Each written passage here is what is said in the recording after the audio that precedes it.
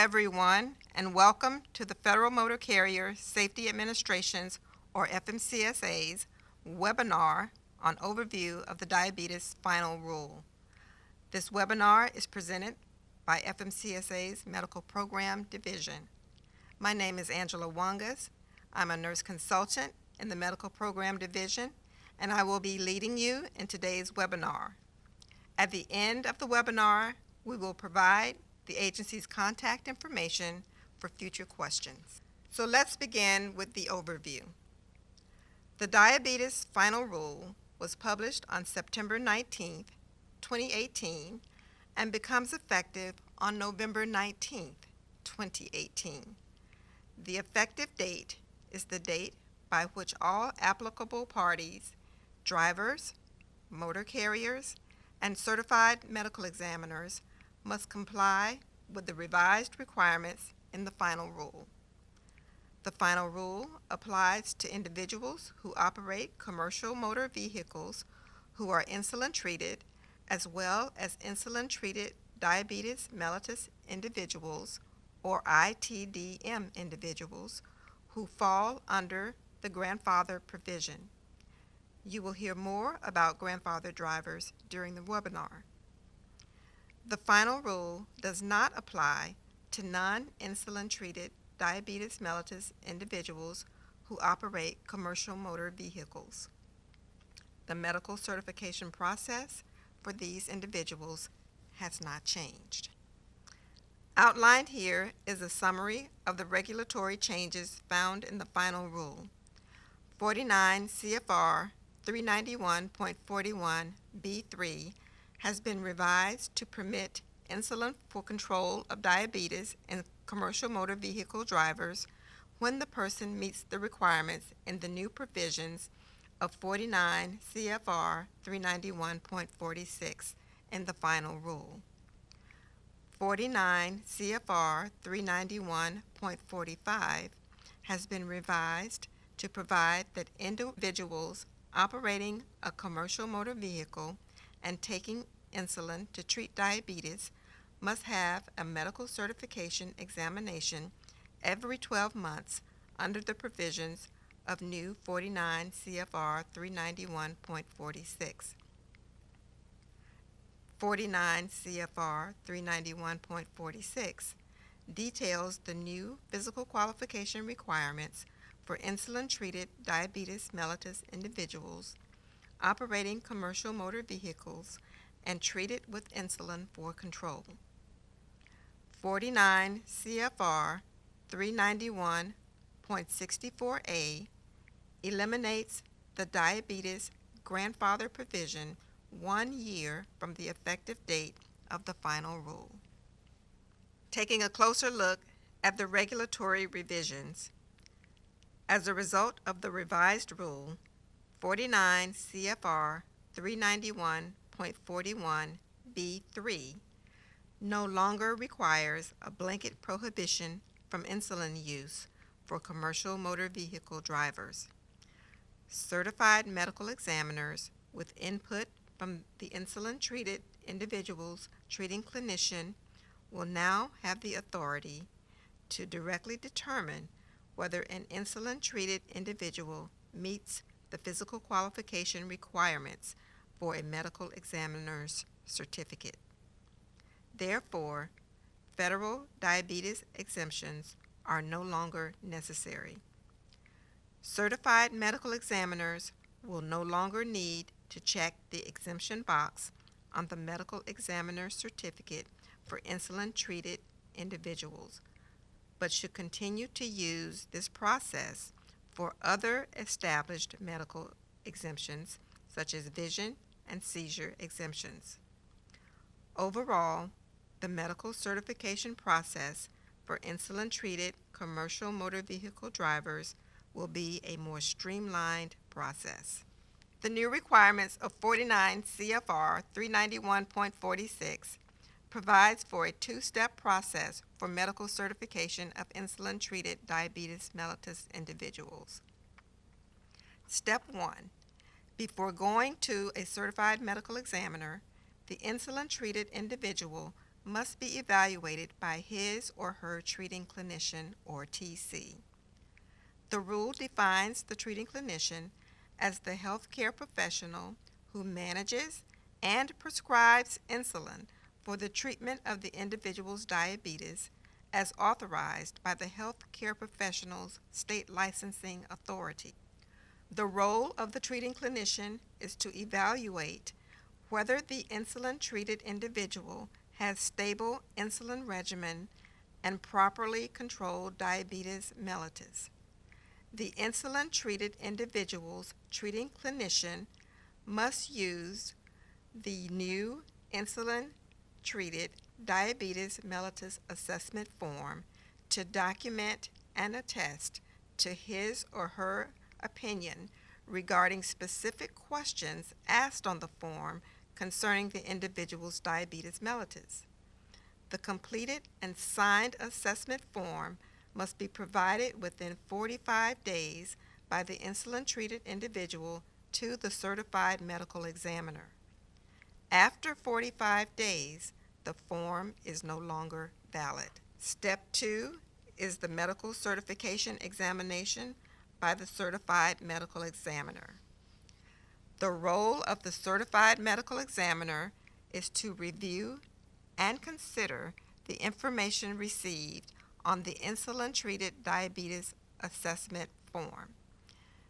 The certified medical examiner applies the qualification standards specific to 391.46, determines whether the individual meets FMCSA's physical qualification requirements and is physically qualified to operate a commercial motor vehicle. The certified medical examiner issues a medical examiner's certificate, or MEC, for up to, but no greater than, 12 months. Certified medical examiners may use independent medical judgment to issue a medical examiner's certificate for any period less than 12 months. In conducting medical certification examinations, 391.46 provides that insulin-treated individuals may be found unqualified for unstable diabetes control. An insulin-treated individual is unqualified if that individual is deemed by the assessment of the treating clinician and the certified medical examiner to have an unstable insulin regimen and diabetes mellitus that is not properly controlled. Should a treating clinician attest that the insulin-treated individual has a stable insulin regimen and properly controlled diabetes, and the certified medical examiner disagrees, the certified medical examiner is responsible for the final medical certification decision. The certified medical examiner may request additional medical information or evaluations that he or she believes is necessary to make a medical certification decision. Based on independent medical judgment, the certified medical examiner may decline issuing a medical examiner certificate or issue a medical examiner certificate for less than the maximum 12 months. The individual who is deemed unqualified by the certified medical examiner must have a new treating clinician evaluation and provide a new insulin-treated diabetes mellitus assessment form before returning to the certified medical examiner. 391.46 further provides that an individual is not physically qualified on a permanent basis to operate a commercial motor vehicle if he or she has either severe non-proliferative diabetic retinopathy or severe proliferative diabetic retinopathy. These are both severe, advanced stages of diabetic retinopathy that may result in gradual or sudden incapacitation, such as retinal detachment and severe visual impairment. including blindness. Treatments for these retinopathies also adversely impact night and peripheral vision, which are important for operating a commercial motor vehicle. The agency has not incorporated any specific definition of severe, non-proliferative, or proliferative diabetic retinopathy on either the insulin-treated diabetes mellitus assessment form or in the regulation. Instead, the agency refers to classification categories created by eye specialists such as the National Eye Institute and the International Clinical Diabetic Retinopathy Disease Severity Scale, both of which eye specialists are familiar and well versed. 49 CFR 391.46 includes a requirement for blood glucose self-monitoring records. The key points concerning blood glucose self-monitoring records are: insulin-treated diabetes mellitus individuals must provide to the treating clinician at a minimum the preceding 3 months of blood glucose self-monitoring records. At least 3 months of records are required to obtain a maximum 12-month medical examiner's certificate.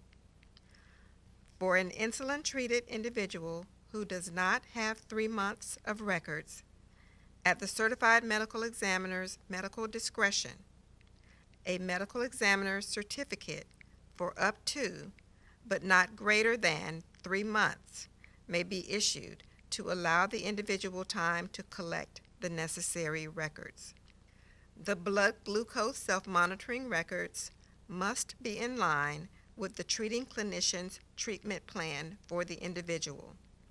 Handwritten self-monitoring records are not permitted. Blood glucose self-monitoring records must be provided by an electronic downloadable glucometer that captures date and time. The individual may provide printouts of the monitoring records or the actual glucometer to the treating clinician.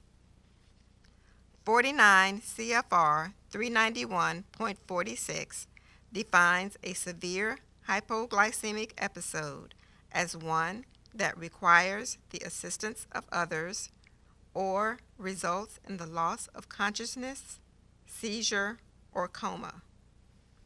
The rule provides that should an insulin-treated diabetes mellitus individual experience a severe hypoglycemic episode, that they are prohibited from operating a commercial motor vehicle, and the individual must report the episode to and be evaluated by the treating clinician as soon as is reasonably practicable.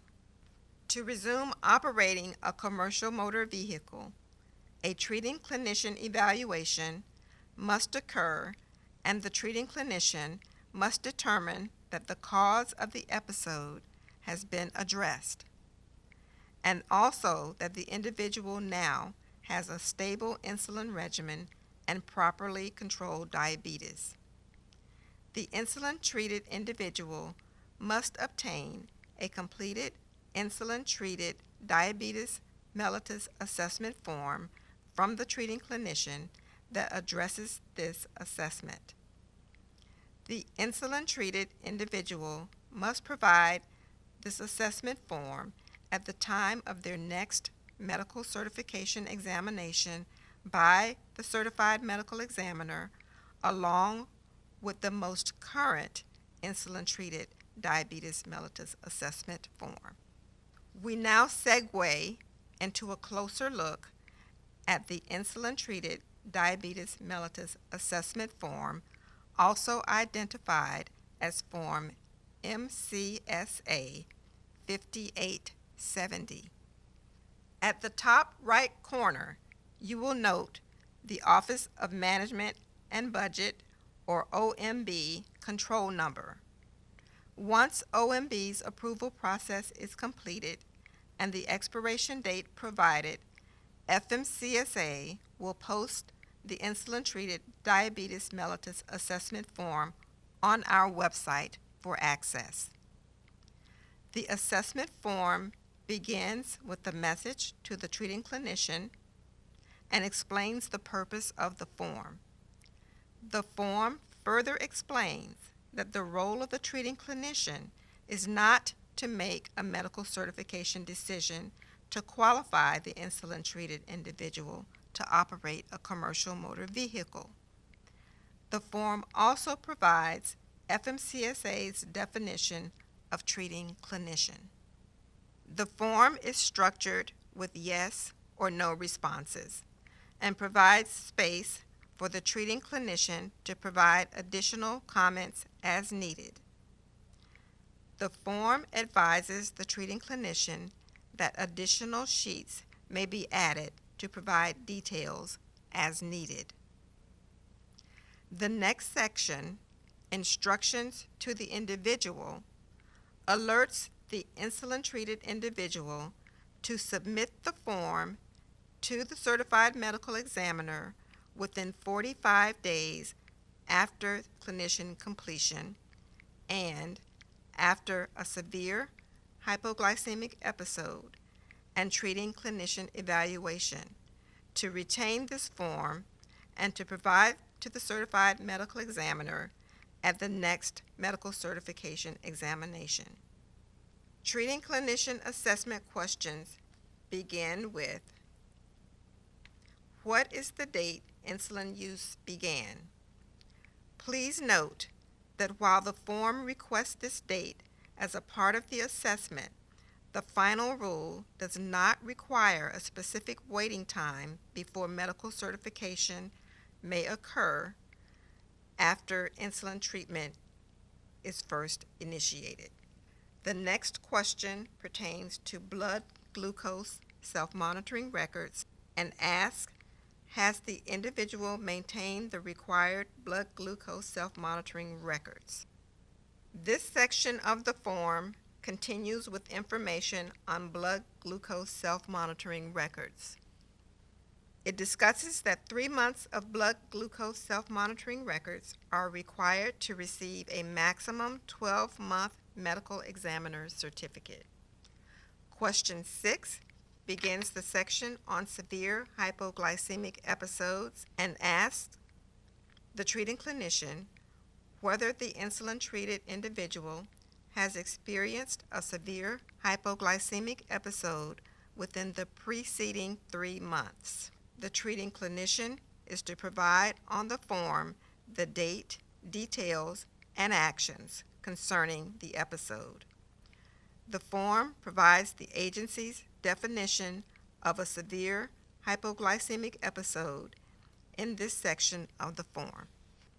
While the final rule does not define a specific threshold for hemoglobin A1C, Question 7 discusses hemoglobin A1C measurements and asks the treating clinician, has the individual had hemoglobin A1C measured intermittently over the last 12 months, with the most recent measurement within the preceding 3 months, and to attach the most recent results to the assessment form.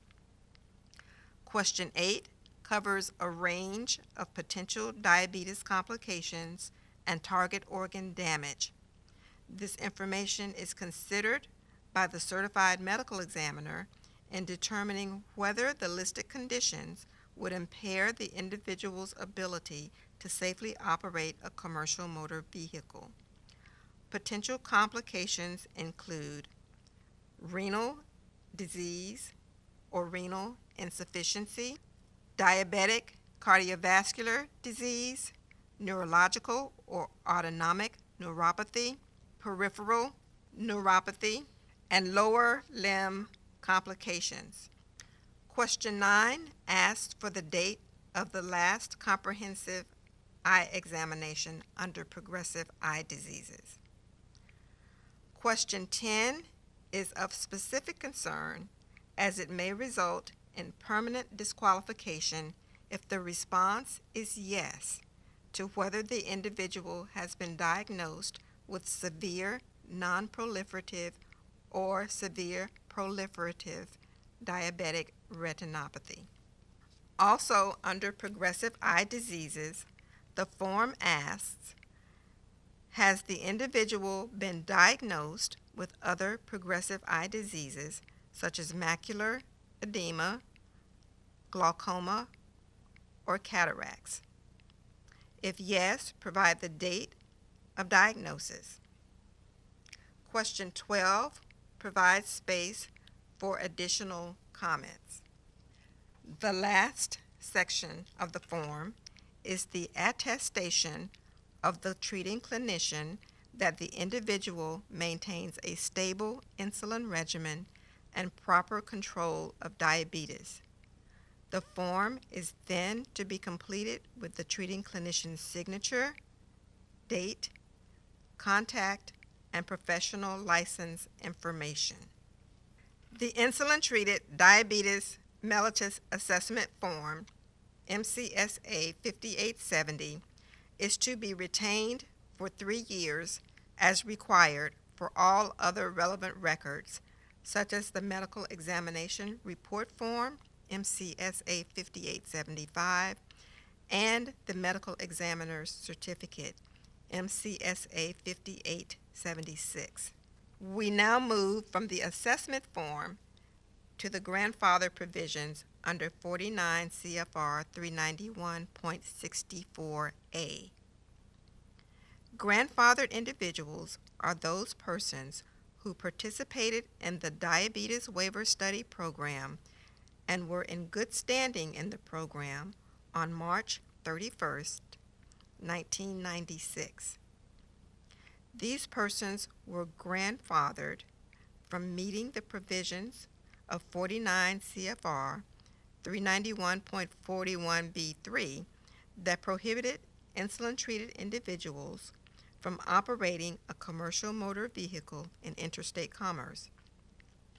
The diabetes grandfather provision will be eliminated on November 19, 2019, as stated earlier, which is 1 year from the effective date of the final rule.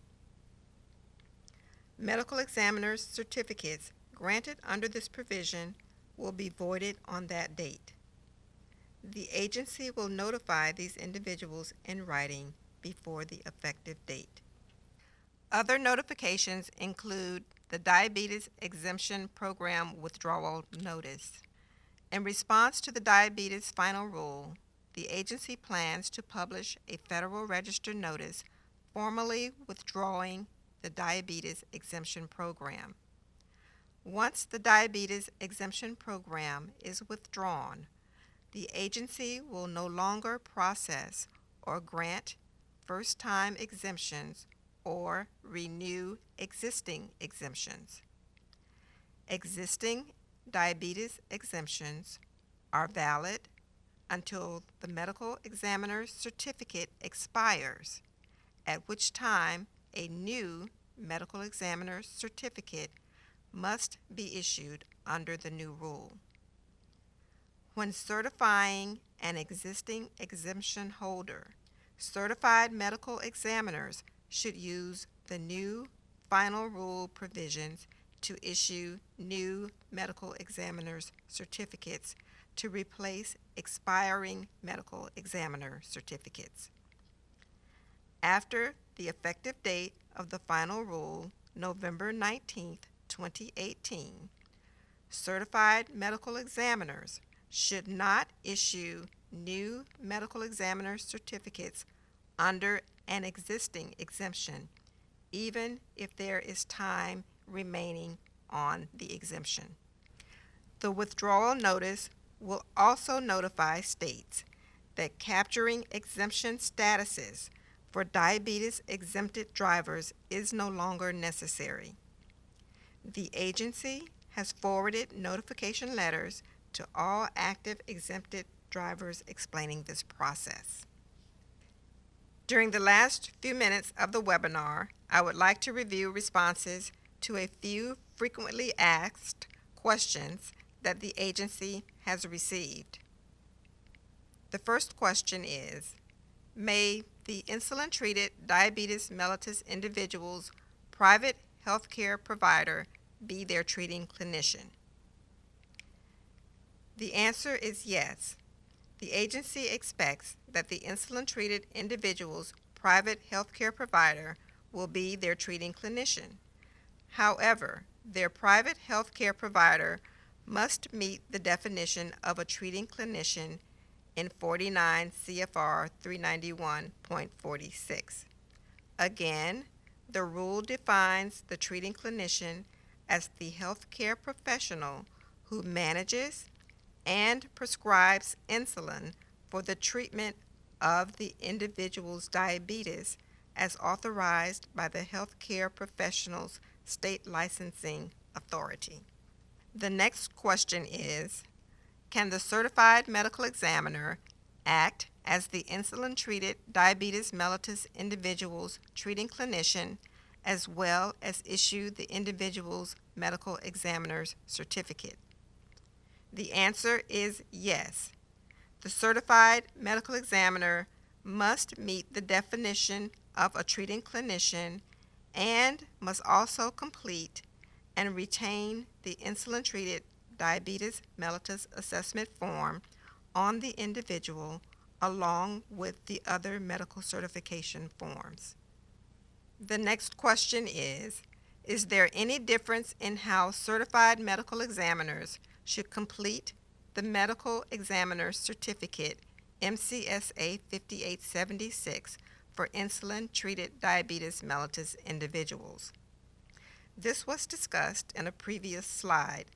The major difference in completion of the medical examiner's certificate is that the certified medical examiner will no longer need to check the exemption box on the medical examiner's certificate that a federal diabetes exemption is necessary due to insulin use. The exemption box is still checked for any other necessary medical exemptions. The last question is, can a certified medical examiner not accept the treating clinician's opinion on the insulin-treated diabetes mellitus assessment form FMCSA 5870 and request more information such as blood glucose records or an ophthalmologist or optometrist eye examination, etc., from the driver? The answer is yes. A certified medical examiner is expected to apply independent medical judgment in requesting additional information in order to make an appropriate medical certification determination. The final medical certification decision rests with the certified medical examiner. This concludes our webinar on the diabetes final rule. We hope that the information provided during this session is helpful in helping you to navigate the final rule's new provisions. You may contact us by email at fmcsamedical@dot.gov or by phone at 202-366-4001 if you have questions. Once again, thank you for joining us today.